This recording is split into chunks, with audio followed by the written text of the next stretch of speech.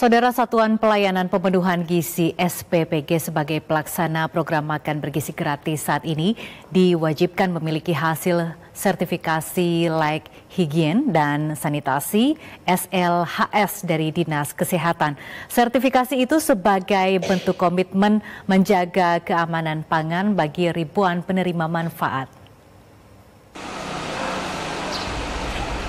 Satuan Pelayanan Pemenuhan Gizi SPPG Cibatu Cisaat, Kabupaten Sukabumi, Jawa Barat telah beroperasi sejak Agustus 2025, melayani lebih dari 3.600 penerima manfaat, mulai dari siswa sekolah hingga ibu hamil dan menyusui.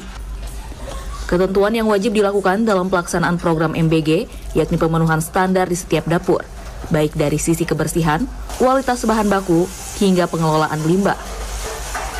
Hal ini diungkapkan Kepala SPPG Cibatu Kabupaten Sukabumi, Ayep Hidayatullah, yang menjadi salah satu dapur percontohan di Kabupaten Sukabumi, menerapkan standar kebersihan untuk menjamin keamanan dan kebersihan makanan yang disiapkan.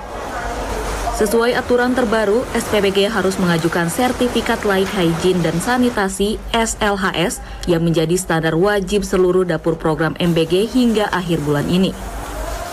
Nah, untuk SPPG Cibatu, alhamdulillah untuk pelatihan penjama makanan sudah kita lewati kemarin hari Minggu.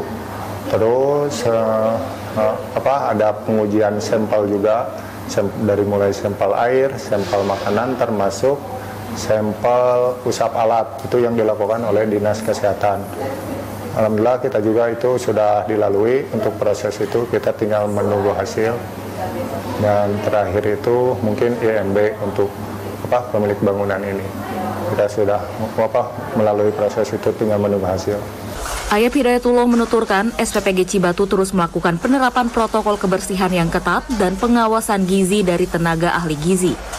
Melibatkan warga sekitar sebagai puluhan relawan dan bahan baku sebagian besar dari UMKM lokal, SPPG Cibatu diharapkan dapat menjalankan program MBG sebagai salah satu program prioritas Presiden Prabowo Subianto untuk mencetak generasi emas Indonesia 2045. Saudara, untuk memastikan keamanan makanan yang akan dikonsumsi, SPPG di Aceh Jaya mempercepat proses sertifikasi SLHS. Informasi selengkapnya akan disampaikan oleh reporter TVRI M. Hairil Bashar langsung dari Aceh. Selamat siang Hairil, silakan informasi Anda selengkapnya. Baik, selamat siang Akbar dan juga saudara, melaporkan langsung dari Kabupaten Aceh Jaya. Benar memang saat ini Dapur Satuan Pemenuhan Pelayanan Gizi atau SPPG di wilayah Kabupaten Aceh Jaya terus mendorong untuk memiliki sertifikat layak hygiene sanitasi atau SLHS. Ya, sertifikat ini sebagai bentuk tanggung jawab dari pihak Dapur SPPG untuk memastikan bahwa setiap makanan yang disalurkan bagi penerima manfaat, baik itu siswa, ibu hamil maupun balita, itu sesuai dengan standar Badan Gizi Nasional.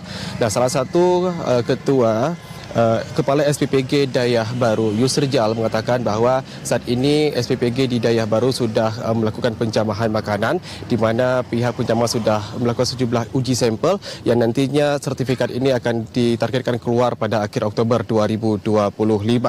Nah, seperti yang dikatakan oleh Yusrijal tadi, bahwasanya pihak SPPG Dayah Baru berkomitmen bahwa bertanggung jawab penuh untuk memastikan setiap makanan yang disalurkan untuk penerima manfaat, baik itu ibu hamil, balita maupun siswa, itu sesuai dengan standar gizi nasional.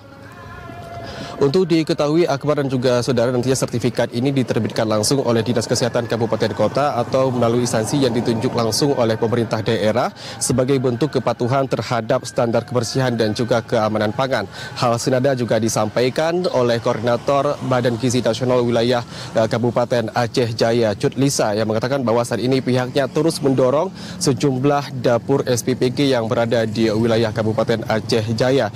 Di hal ini dianggap penting karena untuk memastikan makanan yang disajikan itu aman, bergizi, bersih bagi masyarakat yang mengkonsumsi makan dari dapur SPPG ini. Untuk diketahui bahwa saat ini ada 4 dapur SPPG yang berada di wilayah Kabupaten Aceh Jaya, yaitu Kecamatan Tenom Desa Padang Kling, kemudian Kecamatan Krung Sabi Desa Kabung, kemudian di Kecamatan Krung Sabi Desa Dayah Baru, dan terakhir Kecamatan Jaya Desa Lupe. Nah, program SPPG di wilayah Kabupaten Aceh Jaya ini sudah menjangkau terjangkau lebih dari 14.077 orang penerima manfaat yang terdiri dari ibu hamil, balita dan juga siswa dari tingkatan SD, SMP dan juga SMA.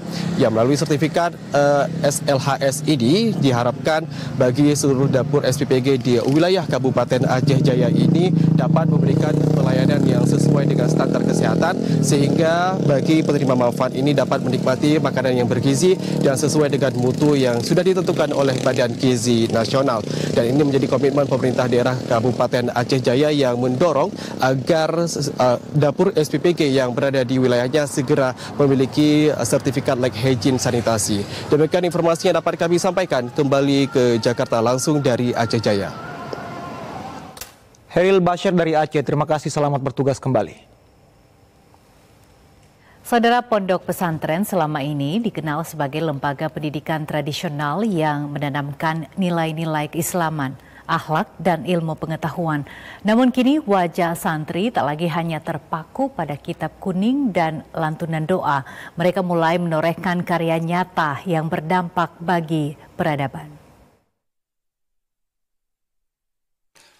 Pondok pesantren memang difokuskan pada pengenalan dan pembelajaran ilmu agama Islam.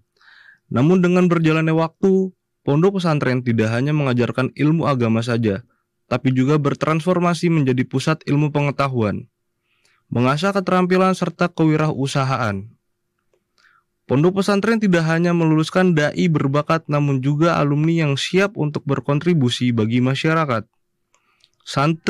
Santriwati berkontribusi nyata dalam membentuk masyarakat yang beradab, toleran, dan berilmu. Mereka menjadi jembatan antara nilai-nilai spiritual dan tantangan zaman.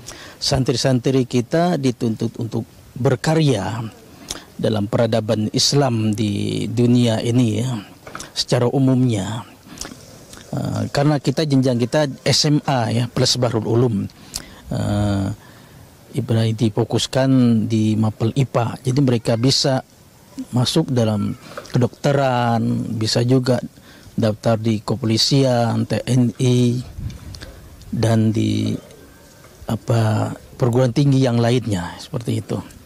Jadi mereka sudah siap untuk berkecimpung dalam masyarakat. Gitu. Santri hari ini adalah pemimpin masa depan. Dengan karya mereka, tak hanya menjaga warisan ulama, tapi juga membangun masa depan yang lebih cerah. Dari bilik pesantren, mereka menyapa dunia dengan gagasan, inovasi, dan semangat perubahan.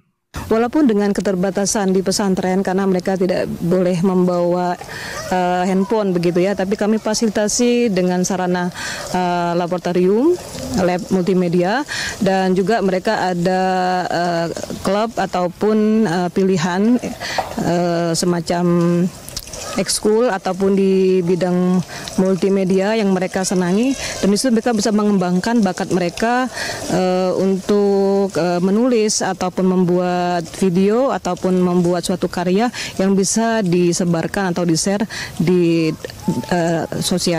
media sosial. Di era digital, santri menunjukkan bahwa mereka mampu beradaptasi dan berinovasi.